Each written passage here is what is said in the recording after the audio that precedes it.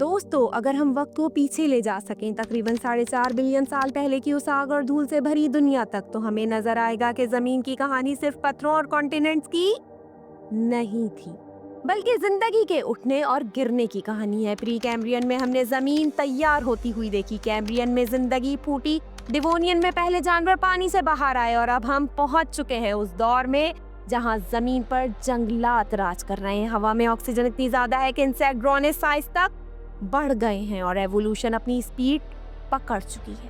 ये है कार्बोनिफेरस और पर्मियन पीरियड्स, एक दौर जहां जिंदगी अपनी बुलंदी पर पहुंची और फिर तारीख के सबसे बड़े कोलैप्स का सामना किया। इस एपिसोड में हम जानेंगे ऑक्सीजन इतनी ज्यादा क्यों बढ़ गई, आर्थ्रोपोड जिगेंटिज्म कैसे पॉसिबल हुआ और ग्रेट डाइंग ने 90% जिंदगी कैसे मिटा दी।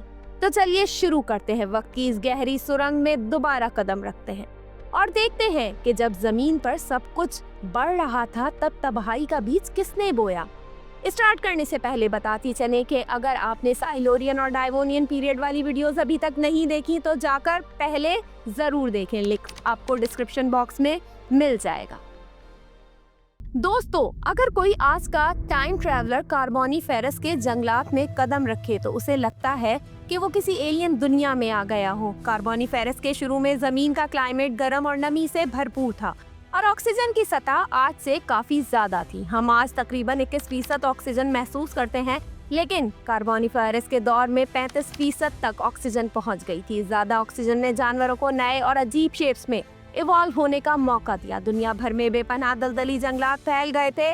जब ये जंगलात फॉसिलाइज हुए तो उन्होंने कोल्ड रिच डिपॉजिट भी बनाए। ये जंगलात जिंदगी से भरपूर थे। टेट्रापोड्स और इन्वर्टिब्रेट्स हर किस्म की नई और अजीब शक्लें इख्तियार कर रहे थे। लेकिन कार्बोनिफेरस के आखिर में रेन फॉरेस्ट कोलैप्स हो गए। ये जंगलात आहिस्ता आहिस्ता खत्म हो गए और हालात ज्यादा खुश्क हो गए, जो आने वाले पर्मियन दौर के लिए रास्ता बन गए। अगर कार्बोनिफेरस को किसी एक चीज से जोड़ना हो तो वो होंगे जाइंट आर्थ्रोपोड्स। कार्बोनिफेरस का ये फेनोमेना सिर्फ जाइंट बग्स तक महदूद नहीं था। साइंस में इसे आर्थ्रोपोड जिगेंटिज्म कहा जाता है। उस वक्त एटमॉस्फेयर में 35% ऑक्सीजन पहुंच चुकी थी। आर्थ्रोपोड्स का रेस्पिरेटरी सिस्टम सीधा हवा से ऑक्सीजन एब्जॉर्ब करता था और जब ऑक्सीजन ज्यादा हो तो डिफ्यूजन ज्यादा इफेक्टिव हो जाती है। इसीलिए इंसेक्ट्स और माइरियापोड्स अनयूजुअल साइज तक ग्रो कर सके। ये एनवायरनमेंट ड्राइवन एवोल्यूशन थी, जहां हवा खुद जिस्म का साइज डिसाइड करती थी। लेकिन जैसे ही पर्मियन में ऑक्सीजन लेवल गिरा, ये जिगेंटिज्म भी धीरे धीरे खत्म हो गए। दोस्तों, कार्बोनिफेरस में पहले बड़े एरियल एपेक्स प्रीडेटर भी जाहिर हुए। बास के साइज के ड्रैगन फ्लाइज, मेगान्यूरा, जो मॉडर्न ड्रैगन फ्लाइज के रिश्तेदार थे, कार्बोनिफेरस के आसमान के बादशाह थे। वो अपनी मजबूत टांगों से हवा में ही शिकार पकड़ लेते। उड़ते वक्त उसकी टांगें मिलकर एक ट्रैप बना देती थी, जिसमें झंझुटा हुआ शिकार फंस जाता। जमीन पर उतर कर वो उसे खा लेती। आज की ड्रैगन फ्लाइज की तरह ये झीलों और तालाब के किनारे रहती थी और इंसेक्ट के साथ साथ मछली और एम्फीबियंस भी पकड़ सकती थी।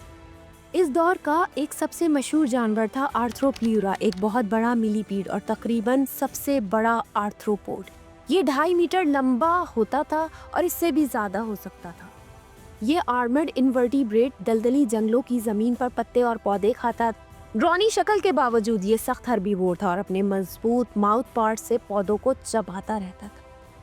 हर जानवर इतना पुरअमन नहीं था। पल्मोनोस्कॉर्पियस कार्बोनिफेरस का एक असल स्कॉर्पियन, जो आज के स्कॉटलैंड के इलाके में रहता था, तकरीबन 70 सेंटीमीटर लंबा था।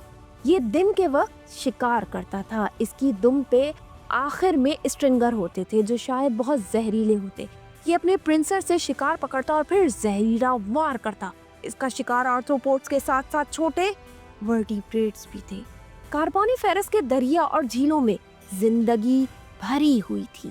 यहाँ क्रासीजिरेनस जैसा अजीब जानवर रहता था। ये एक स्टैम टेट्रापोड था जो मगरमच्छ जैसा लगता था, लेकिन उसकी दुम टैडपोल जैसी लंबी थी। तकरीबन 2 मीटर लंबा, लंबे जॉज और सुई जैसे तेज दांतों के साथ ये मछलियों और दूसरे टेट्रापोड्स का शिकार करता था। इसकी टांगें छोटी और कमजोर थी, इसलिए ये ज्यादातर पानी में ही रहता था। इरियोप्स मेगासेफेलस तकरीबन 2 मीटर लंबा टेम्नोस्पॉन्डल टेट्रापोड एक भारी सेलेमेंडर जैसा लगता था। ये शिकार के लिए जमीन पर आ सकता था, लेकिन फिर भी पानी की जरूरत रहती थी।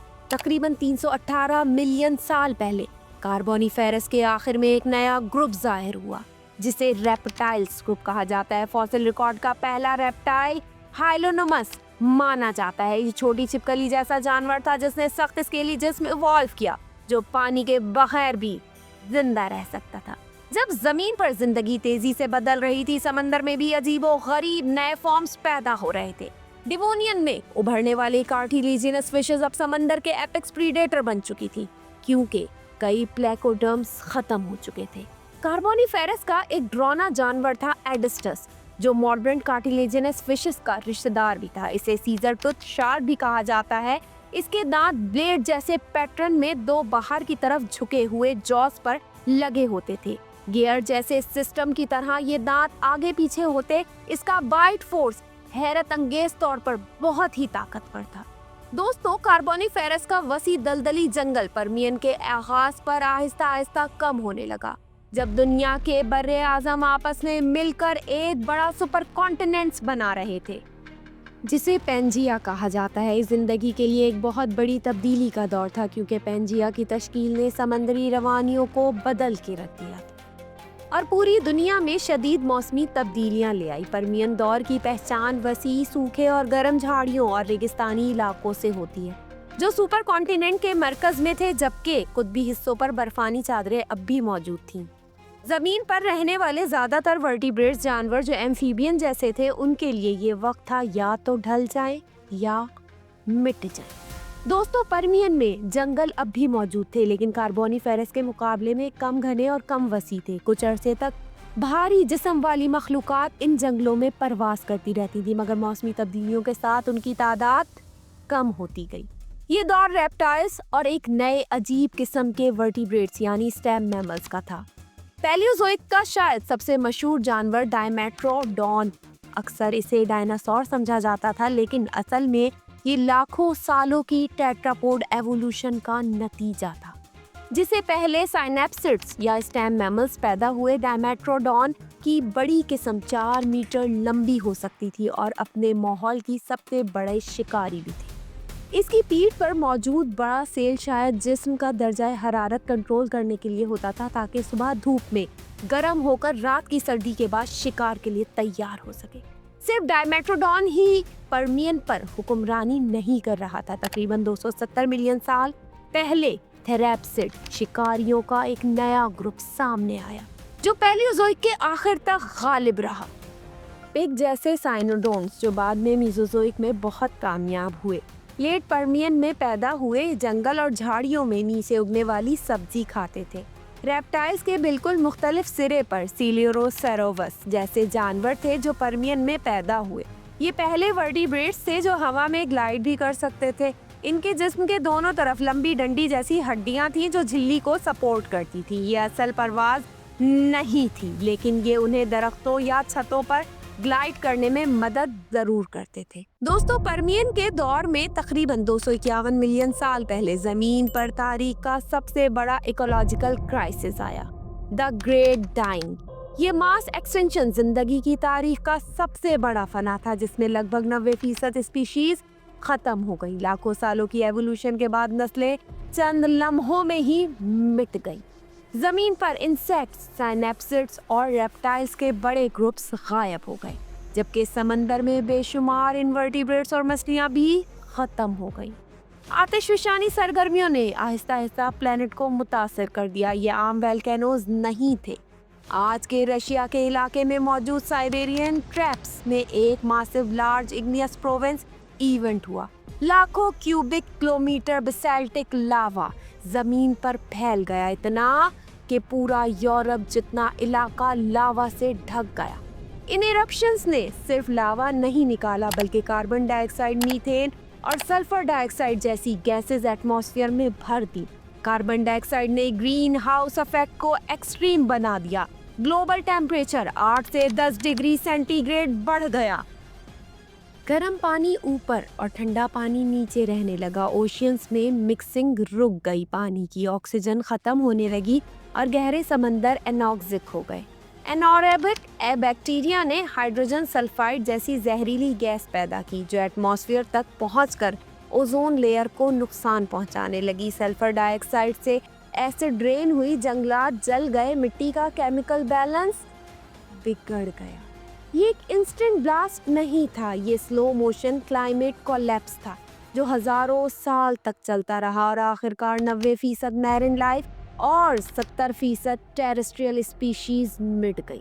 दुनिया में सिर्फ कुछ बचने वाले जानवर रह गए, ऐसे अडेप्टेबल और जेनरस जानवर जो सख्त हालात में जिंदा रह सकते थे। इसके बाद मीजोजोइक एरा शुरू हुआ।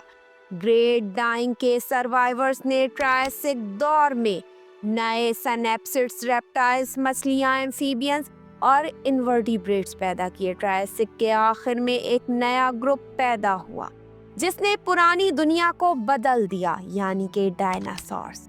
मगर ये कहानी थी पैलियोजोइक एरा की, उन जानवरों की जो डायनासोर से पहले थे।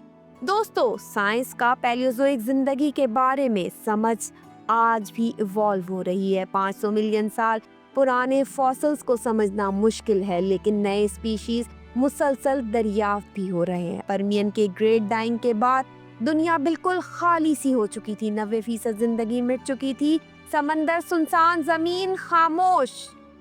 लेकिन इसी खामोशी से एक नई कहानी जन्म लेती है। अगला दौर है मीजोजोइक एरा का। लेकिन सोचिए, जब दुनिया बिल्कुल सुनसान हो चुकी हो, जब जंगलात जल चुके हो, जब समंदर जहरीली गैस से भर चुके हो, तो जिंदगी वापस कैसे उठती है। दोस्तों, चैनल को सब्सक्राइब करें ताकि मीजोजोइक एरा का सफर मिस ना हो। वीडियो को लाइक करें और सीरीज को शेयर करें उन लोगों के साथ जो डायनासोर से पहले की असली कहानी जानना चाहते हैं। मिलते हैं नेक्स्ट एपिसोड में मीजोजोइक एरा के आगाज के साथ।